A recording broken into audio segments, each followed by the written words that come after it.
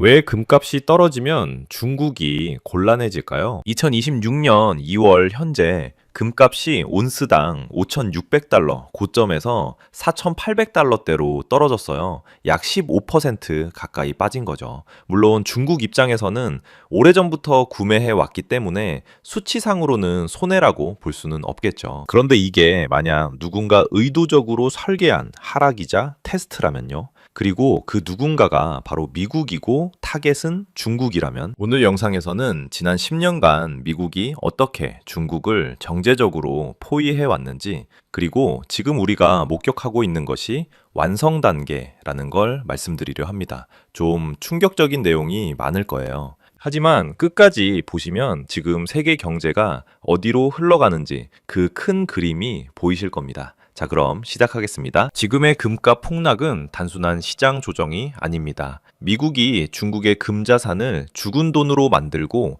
안전자산 도피를 막으려고 터트린 전략적 테스트예요. 자, 이 모든 게 하루아침에 일어난 일이냐? 아니에요. 트럼프 일기 때로 돌아가 봅시다. 2017년부터 2021년까지요. 그때 트럼프가 뭘 했죠? 무역 전쟁이요. 중국산 제품에 관세 때리겠다 해서 난리가 났었잖아요. 근데 많은 분들이 이걸 단순히 미국 대 중국 기싸움 정도로 기억해요. 관세 올렸다 내렸다, 협상했다 깨졌다 이런 식으로요. 그런데 말이죠. 진짜 목적은 따로 있었습니다. 비유를 들어볼게요. 여러분이 누군가와 격투를 해야 하는데 그 사람이 어디가 약한지 모른다고 해보세요. 일단 이리저리 주먹을 휘둘러 보면서 여기 아프냐 저기 아프냐 테스트를 하겠죠. 트럼프 일기가 바로 그런 시기였어요. 중국의 경제 구조를 정밀하게 파악하는 정찰 단계. 구체적으로 뭘 파악했냐면요. 두 가지예요. 첫째, 중국이 달러에 얼마나 의존하는지. 중국이 아무리 위안화 국제화, 탈달러화 외쳐도 실제 국제 무역에서 결제 통화는 압도적으로 달러예요.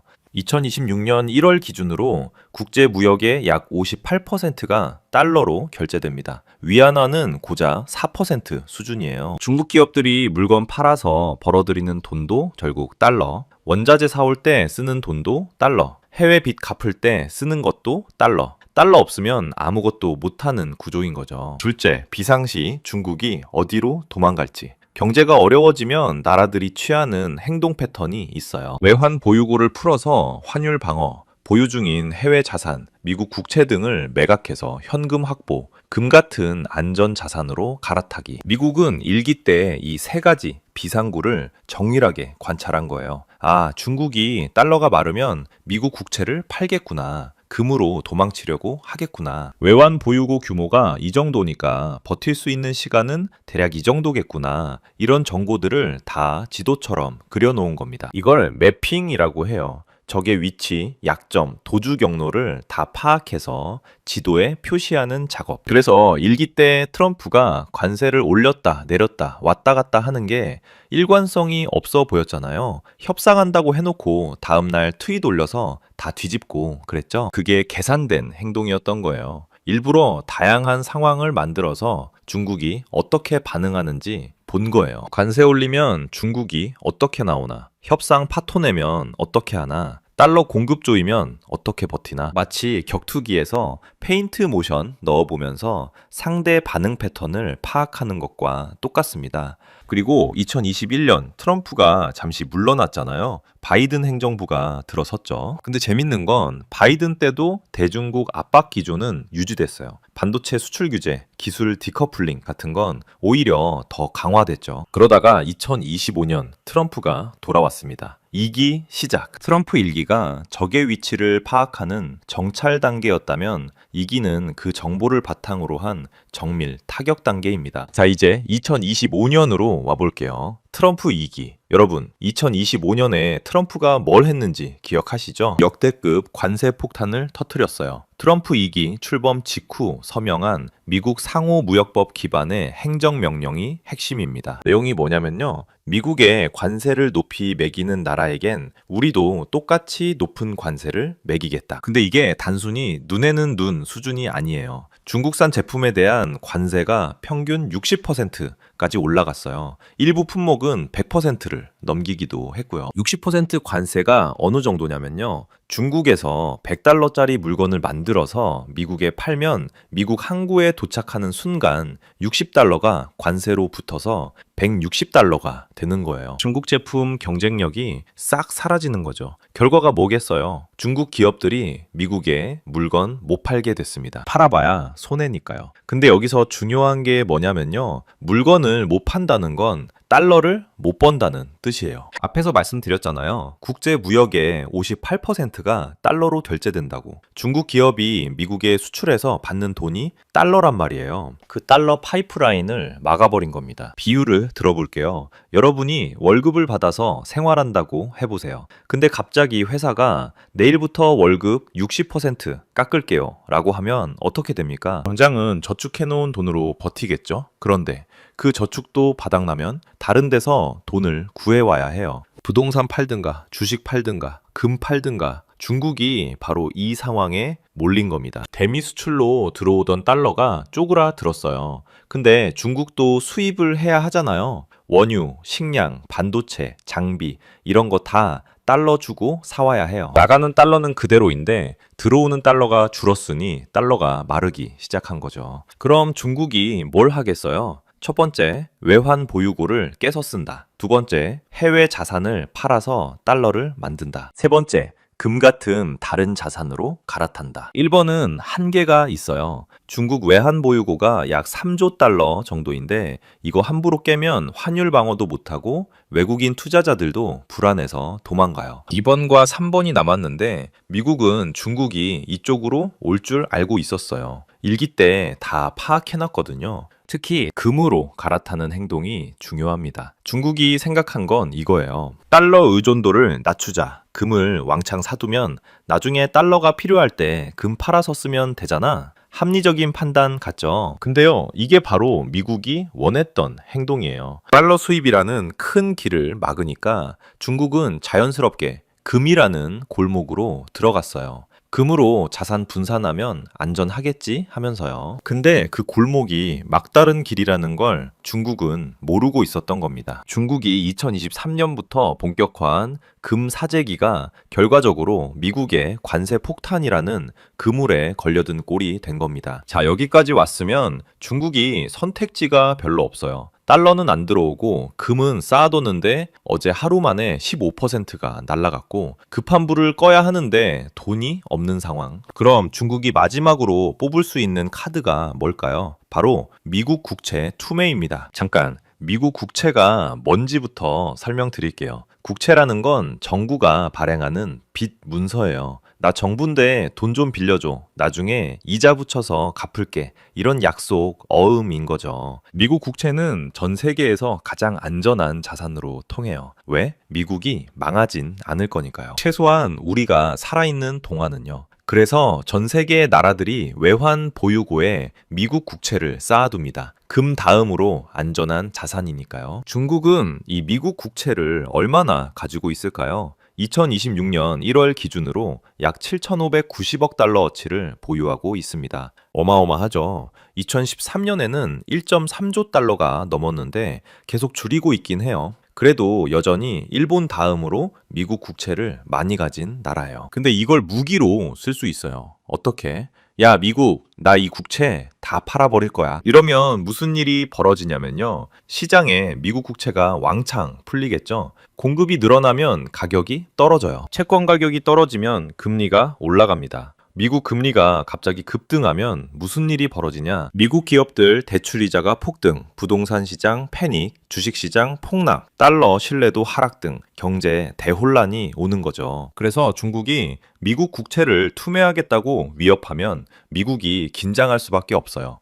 일종의 금융 핵폭탄인 셈이에요. 2025년 하반기 실제로 중국이 이 카드를 꺼내 들었습니다. 미국의 관세 압박에 밀린 중국이 보복 조치로 미국 국채를 대량 매각하기 시작한 거예요. 한 달에 200에서 300억 달러씩 팔아치우기 시작했죠. 전 세계 금융시장이 공포에 떨었습니다. 미국 망하는 거 아니야? 달러 패권 끝나는 거 아니야? 채권 시장 붕괴하면 대공황 오는 거 아니야? 뉴스에서는 연일 미국 경제 위기설을 떠들었고 비관론자들은 이제 달러 시대 끝났다고 난리였어요. 근데요, 결과가 어땠을까요? 아무 일도 안 일어났어요. 정확히 말하면 미국이 원하는 대로 흘러갔어요. 왜 그랬을까요? 중국이 던지는 국채는 미국에게 있어서 오히려 부채 탕감의 기회가 됐습니다. 중국이 미국 국채를 던지면 누군가 그걸 사줘야 합니다. 안 그러면 가격이 폭락하고 금리가 폭등하니까요. 근데 미국은 이걸 이미 준비해 뒀어요. 1기 때 중국이 비상시에는 국채를 팔 거다라는 걸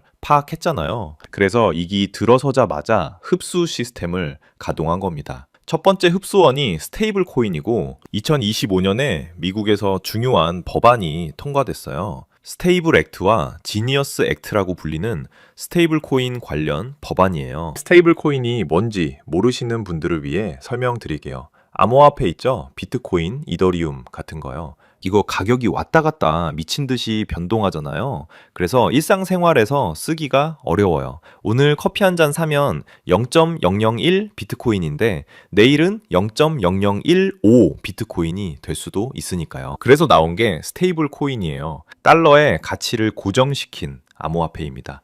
1코인은 1달러가 되도록 설계한 거죠. 대표적인 게 테더, USDT, USDC 같은 거예요. 근데 이 스테이블 코인이 달러 가치를 유지하려면 담보가 필요해요. 우리 코인은 진짜 달러 가치가 있어요 라는 걸 증명하려면 실제 달러나 달러 자산을 보유해야 하거든요. 그래서 스테이블 코인 회사들이 뭘 사들일까요? 미국 국채요. 2026년 1월 기준으로 약 5천억 달러 규모로 성장한 스테이블 코인 시장이 중국의 투매 물량을 스펀지처럼 빨아들이고 있고 이 돈 상당 부분이 미국 국채에 들어가 있어요. 테더 하나만 해도 미국 국채 보유량이 1,200억 달러가 넘습니다. 웬만한 나라보다 많아요. 미국이 이 스테이블 코인을 제도화한 이유가 뭘까요? 스테이블 코인 회사들이 미국 국채를 의무적으로 사도록 만든 거예요. 스테이블 액트 내용을 보면 스테이블 코인 발행자들은 준비금의 일정 비율을 미국 국채나 현금으로 보유해야 해요. 그래야 발행 허가가 나와요. 이게 무슨 뜻이냐면요. 전 세계에서 스테이블 코인을 쓰면 쓸수록 미국 국채 수요가 자동으로 늘어나는 구조를 만든 거예요. 중국이 국채를 던지면 스테이블 코인 회사들이 주워 담아요. 자동 흡수 시스템인 거죠. 두 번째 흡수원은 동맹국들이에요. 미국이 동맹국들한테 넌지시 말한 거예요. 야, 중국이 국채 팔 거야. 너네 좀 사줘라. 나중에 내가 잘해줄게. 일본, 한국, 대만, 유럽 국가들 이 나라들이 자국 금융기관을 통해 미국 국채를 매입했습니다. 일본만 해도 미국 국채 보유량이 1.1조 달러가 넘어요. 중국보다 많습니다. 세 번째 흡수원은 연준입니다. 최후의 카드는 연준이에요. 연준이 뭐냐면 미국의 중앙은행이에요. 돈을 찍어내는 곳이죠. 연준이 우리가 국채 살게요 하면 시장에 풀린 국채를 무한정 흡수할 수 있어요. 왜? 달러를 찍어내서 사면 되니까요. 물론 이러면 인플레이션 위험이 있지만 그건 나중 문제고 당장 급한 불을 끄는 데는 효과적이에요. 그리고 여기서 워시노믹스의 저금리 정책이 연결됩니다. 연준이 금리를 낮추면 뭐가 좋냐면요. 첫 번째, 국채 가격이 올라요. 금리랑 채권 가격은 반대로 움직입니다. 두 번째, 국채 이자 부담이 줄어요. 세 번째, 중국이 국채 던져도 시장 충격이 완화돼요. 약달러 더하기 저금리는 국채 시장 안정화. 이 공식이 딱 맞아 떨어지는 거예요. 중국이 2025년 한 해 동안 미국 국채를 한 1,200억 달러 정도 팔았는데 금리가 약간 출렁이긴 했지만 폭등은 없었어요. 스테이블 코인 자금 더하기 동맹국 매수 더하기 연준의 저금리 정책 이 세 가지가 중국발 투매 물량을 고스란히 흡수해버린 거예요. 비유하자면요. 중국이 받아라 하고 돌을 던졌는데 미국이 거대한 그물을 치고 기다리고 있었던 거예요. 돌이 그물에 폭신하게 받아지니까 아무 피해가 없는 거죠. 더 웃긴 건 뭐냐면요. 미국 입장에서 중국이 국채를 팔아주면 빚이 줄어드는 거예요. 국채는 빚 문서라고 했잖아요. 중국이 들고 있는 국채는 미국이 중국에게 진 빚. 중국이 그걸 시장에 팔아버리면 이제 그 빚은 중국 거가 아니에요. 스테이블 코인 회사나 미국 연기금 같은 데로 넘어가는 거죠. 미국 입장에선 적대국에게 진 빚이 국내 우호 세력에게 진 빚으로 바뀌는 거예요. 훨씬 관리하기 쉬워지는 거죠. 자, 중국이 국채로 미국 때리기 실패했어요. 그럼 남은 게 뭐예요? 금이죠. 중국이 생각한 거예요. 국채로 달러 마련하는 건 실패했어. 그럼 금을 팔자. 금은 전 세계 어디서든 받아주잖아. 금 팔아서 달러 만들면 되지. 합리적인 생각이에요. 금은 5,000년 역사를 가진 진짜 돈이니까요. 근데요, 미국이 여기에도 덫을 놓아뒀어요. 금의 무기화입니다. 이게 무슨 말이냐면요. 금을 국제적으로 거래하려면 굿 딜리버리 인증이라는 게 필요해요. 굿 딜리버리가 뭐냐면 LBMA, 런던 귀금속 시장 협회가 이 금괴는 진짜 순도 높은 금이에요. 국제 거래해도 돼요. 라고 인증해 주는 거예요. 일종의 품질 보증서죠. 이 인증이 없으면 국제금 시장에서 거래가 안 돼요. 아무도 안 받아줘요. 진짜 금인지 가짜 금인지 어떻게 알아? 인증서 가져와. 이런 식인 거죠. 그런데 2025년 말에 중요한 일이 벌어졌어요. 미국 재무부와 LBMA가 협의해서 특정 국가발 금에 대해 굿 딜리버리 인증을 제한하는 조치가 나왔습니다. 공식적인 이유는 자금 세탁 방지, 제재 회피 방지 같은 거예요. 러시아산 금이 이미 이 조치로 막혀 있었고요. 2026년 1월부터 시행된 정년소 투명성 로드맵은 사실상 중국산 금의 출처를 현미경으로 들여다보겠다는 겁니다. 인증이 취소되면 금은 실물은 남지만 유동성이 사라집니다. 국제시장에서 제값을 못 받는 C급 잡금이 되어버리는 거죠. 중국산 금도 슬슬 겨냥당하기 시작한 거예요. 아직 완전히 막힌 건 아니에요. 하지만 언제든 막을 수 있는 법적 근거가 이미 마련됐다는 게 중요합니다. 트럼프 행정부가 중국산 금은 국제 표준에서 제외한다는 행정명령을 내릴 수 있는 토대가 만들어진 거예요. 1기 때 법적 근거를 닫고 2기 때 필요하면 도장을 찍으면 되는 구조. 이게 발동되면 어떻게 되냐면요.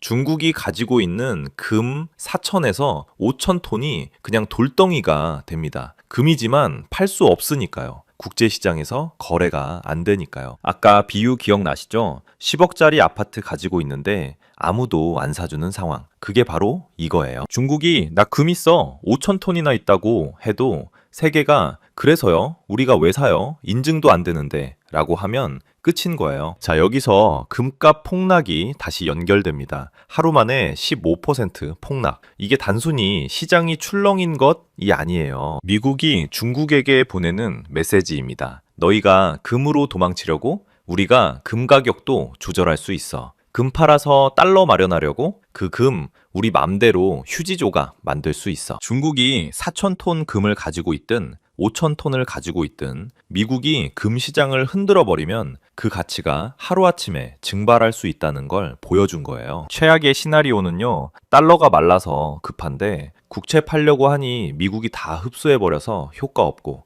금 팔려고 하니 가격이 폭락하고 국제시장에서 안 받아주고 그냥 앉아서 말라 죽는 거예요. 자, 이제 전체 그림을 한번 정리해 볼게요. 1단계 트럼프 1기 정찰. 무역전쟁이라는 이름 아래 중국의 급소를 파악했어요. 달러 의존도가 얼마나 되는지, 위기 때 어디로 도망가는지, 버틸 체력은 얼마나 되는지 적의 지도를 그린 시기입니다. 2단계 바이든 시기. 장전 반도체 규제로 기술 줄을 끊고 스테이블 코인 법안으로 국채 흡수 시스템을 만들었어요. 총알을 장전하는 시기였죠. 3단계 트럼프 2기 발사 초고관세로 달러 유입을 막고 국채 투매는 흡수해버렸고 어제 금값 폭락으로 마지막 퇴로까지 차단했습니다. 결과요. 2026년 2월 2일 현재 중국의 상황을 보면요. 달러 안 들어와요. 금 어제 하루 만에 1,500억 달러가 증발했고 팔려고 해도 국제시장에서 언제 막힐지 몰라요. 국채 던져봤자 미국이 다 받아내요. 3조 달러 외환 보유고 5,000톤 금 7,500억 달러 국채. 숫자는 화려한데 쓸 수가 없어요. 비유하자면 사막 한가운데서 생수병을 들고 있는데 뚜껑이 안 열리는 상황이에요. 물은 있는데 마실 수가 없는 거죠. 트럼프는 중국에 지갑을 뺏은 게 아닙니다. 지갑 자체를 쓸모없게 만든 겁니다. 마지막으로 3가지만 정리할게요. 첫째, 이건 우연이 아니다. 1기 때 트럼프가 미쳤다. 일관성이 없다. 이런 말 많았잖아요. 근데 지금 보면 다 정보 수집이었어요. 그리고 트럼프의 거래 전략 중에 하나입니다. 바이든 때도 대중 압박은 유지됐고요. 미국이라는 나라는 대통령이 바뀌어도 국가 전략은 이어집니다. 둘째, 시진핑의 착각입니다.